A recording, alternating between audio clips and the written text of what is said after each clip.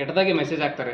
ಎಷ್ಟು suo motu case ಇದುವರೆಗೂ ದಾಖಲು ಮಾಡಿದ್ದೀರಾ? ಅದು ನಿಮಗೆ ಅಲ್ಲಿ ಆಫೀಸಲ್ಲಿ ಸ್ಟ್ಯಾಟಿಸ್ಟಿಕ್ಸ್ ಇದೆ, ನಿಮಗೆ ಕೊಡ್ತೀನಿ. ಈಗ ಎಷ್ಟು ಅಲ್ಲ ಇದ್ರೆ ನೀವು ತಗೋಬಹುದು, ನೀವು ಅಲ್ಲಿಂದ ತಗೊಳ್ಳಿ. ಇದಕ್ಕೆ ಮುಂಚೆನೂ ಒಬ್ರು ಸೆಲೆಬ್ರಿಟಿ ಬಂದು ಇಲ್ಲಿ ಏನು ಕಂಪ್ಲೇಂಟ್ ಮಾಡಿದ್ರು, ಅವ್ರ ಬಗ್ಗೆನೂ ಅಷ್ಟೇ ಕೆಟ್ಟದಾಗಿ ಕಮೆಂಟ್ ಮಾಡಿದರು. ನಾವು ಆ್ಯಕ್ಷನ್ಗೆ ನಾವು ಪೊಲೀಸ್ಗೆ ಬರೆದಿದ್ವಿ. ಆಮೇಲೆ ಇದು ಯಾಕೆ ನೋಡಿ, ಯಾರೇ ಕಂಪ್ಲೇಂಟ್ ಮಾಡಿದ್ರು ಅಥವಾ ಯಾರದೇ ನಮ್ಮ ಗಮನಕ್ಕೆ ಬಂದರೆ ನಾವು ಖಂಡಿತವಾಗ್ಲೂ ಮಾಡ್ತೀವಿ.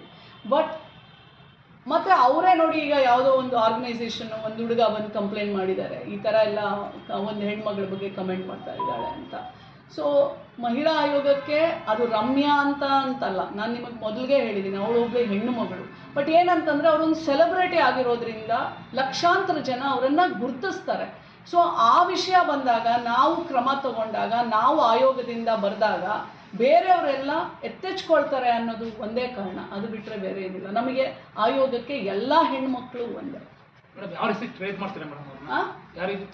ನಾವು ಟ್ರೇಸ್ ಮಾಡೋದಿಲ್ಲ, ಪೊಲೀಸ್ ಟ್ರೇಸ್ ಮಾಡುತ್ತೆ. ನಮ್ಮದು ನಾವು ಕನ್ಸರ್ನ್ ಜ್ಯೂರಿಸ್ಟಿಕ್ಷನ್ಗೆ ಅಥವಾ ಸೆನ್ ಸ್ಟೇಷನ್ಗೆ ನಾವು ಬರಿತೀವಿ, ಅದು ಏನು ಮಾಡಿದ್ದಾರೆ ಅವರಿಗೆ ನೀವು ಕ್ರಮ ತಗೋಬೇಕು ಅಂತ. ಅವ್ರು ಕ್ರಮ ತಗೊಂಡು ನಮಗೆ ರಿಪೋರ್ಟ್ ಮಾಡ್ತಾರೆ. ಸೋಷಿಯಲ್ ಮೀಡಿಯಾದಲ್ಲಿ ಅವಹೇಳನಕಾರಿ ಮಾಡಿದವರಿಗೆ ಕಡಿವಾಣ ಹಾಕಲಿಕ್ಕೆ, ಒಂದು ನಿಯಂತ್ರಣ ಮಾಡಲಿಕ್ಕೆ ಒಂದು ಹೊಸ ನಿಯಮ ಮಾಡ್ತೀವಿ, ಏನೋ ಬೇರೆ ಏನೋ ಒಂದು ಟೆಕ್ನಾಲಜಿ ಅಳವಡಿಕೆ ಮಾಡ್ತೀವಿ ಅಂತ ಹೇಳಿದ್ರಿ, ಅದು ಜಾರಿ ಆಯ್ತಾ? ನಾವು ಅಳವಡಿಕೆ ಮಾಡೋದಿಲ್ಲ, ಪೊಲೀಸವರು. ಆ್ಯಂಡ್ ಹೌದು ಆಗಿದೆ. ಸೈಬರ್ ತಾವು ಶಿಫಾರಸ್ ಮಾಡಿದ್ರೆ ನಾವು ಬರ್ದಿದ್ದೀವಿ. ಬಟ್ ಯಾವುದು ಶಿಫಾರಸ್ ಅಂತಂದರೆ ಸೈಬರ್ ಕ್ರೈಮಲ್ಲಿ ಇನ್ನೂ ಹೆಚ್ಚಿಗೆ ಕಾನೂನುಗಳು ಅಳವಡಿಸ್ಬೇಕು.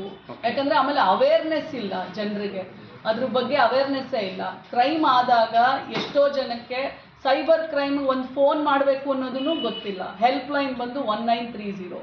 ಮತ್ತು ನೀವು ಎಷ್ಟೋ ಜನ ಹೆಣ್ಮಕ್ಳು ಸ್ಟೇಷನ್ಗೆ ಬರೋಕ್ಕೆ ಭಯ ಬೀಳ್ತಾರೆ.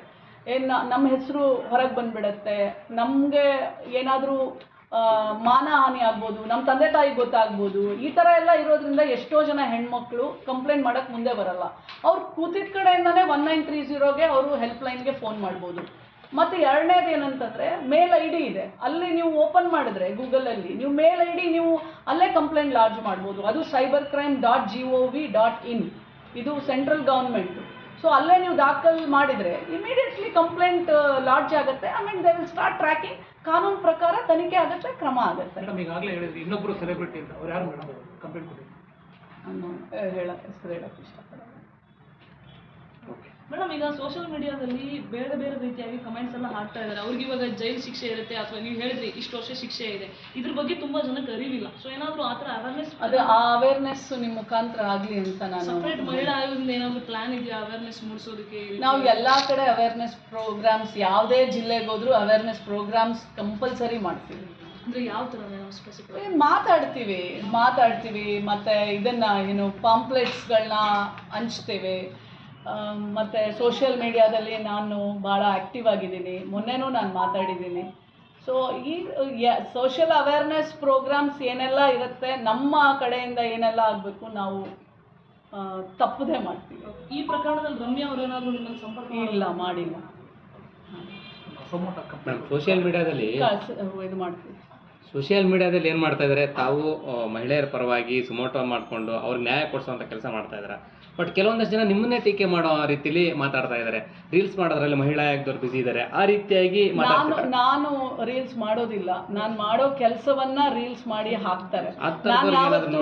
ಆಮೇಲೆ ನೋಡಿ, ಅದನ್ನೆಲ್ಲ ನಾವು ತಲೆ ಕೆಡಿಸ್ಕೊಳಕ್ ಹೋಗೋದಿಲ್ಲ. ಆಮೇಲೆ ಎರಡನೇದು, ನನ್ನ ಕೆಲಸ ಏನು, ಮಹಿಳಾ ಆಯೋಗ ಇದೆ ಅನ್ನೋದು ಪ್ರತಿ ಮಗುವಿಗೆ, ಇವತ್ತು ಚಿಕ್ಕ ಮಗುವಿಂದ ಒಂದು ವಯಸ್ಸಾದಂಥ ಮುದುಕಿಯರಿಗೂ ಗೊತ್ತು ಮಹಿಳಾ ಆಯೋಗ ಇದೆ ಅಂತ. ಇವತ್ತು ಸೋಷಿಯಲ್ ಮೀಡಿಯಾ ಪ್ಲ್ಯಾಟ್ಫಾರ್ಮು ಬಹಳ ದೊಡ್ಡ ರೋಲು.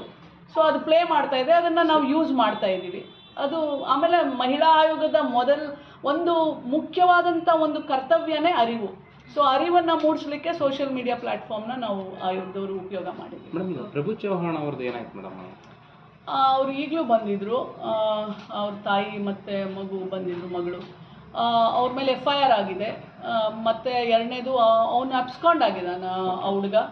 ಅವರನ್ನು ಈಗ ಇವತ್ತು SP ಅವ್ರ ಜೊತೆ ಮಾತಾಡಿದೆ. ಮೇಡಮ್, ನಾವು ಹುಡ್ಕಾಡ್ತಾ ಇದ್ದೀವಿ, ಫೋನ್ ಸ್ವಿಚ್ ಆಫ್ ಆಗಿದೆ, ಊರು ಬಿಟ್ಟು ಹೋಗಿದ್ದಾರೆ, ನಾವು ಎಲ್ಲ ಕಡೆ ಹೋಗ್ತಾ ಇದ್ದೀವಿ ಅಂತ ನಾನು ಹೇಳಿದೆ. ನೀವು ನೀವು ಏನೇನೆಲ್ಲ ಮಾಡಿದ್ದೀರಾ ಅದರ ರಿಪೋರ್ಟ್ ಕಳಿಸಿ ನನಗೆ ಅಂತ ನಾನು ಹೇಳಿದ್ದೀನಿ. ಸೊ ಕಾನೂನು ಪ್ರಕಾರ ಆ ಹುಡುಗನಿಗೂ ಕ್ರಮ ಆಗುತ್ತೆ, ತನಿಖೆ ಆಗುತ್ತೆ.